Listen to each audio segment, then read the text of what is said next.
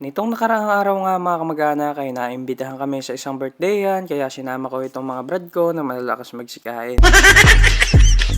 Arot lang. Dito nga pala kami nagpunta sa Barangay Bulwalto, San Miguel, Bulacan, birthday ni Kapitan Magat. At kami po ay pusong nagpapasalamat kay Kapitan Magat sa kanyang pag-imbita sa amin dito. At sa darating po na halalan, huwag po natin kakalimutan si Kapitan Romeo Magat. Siya po ay responsabling maglilingkod sa bayan ng San Miguel bilang isang konsehal.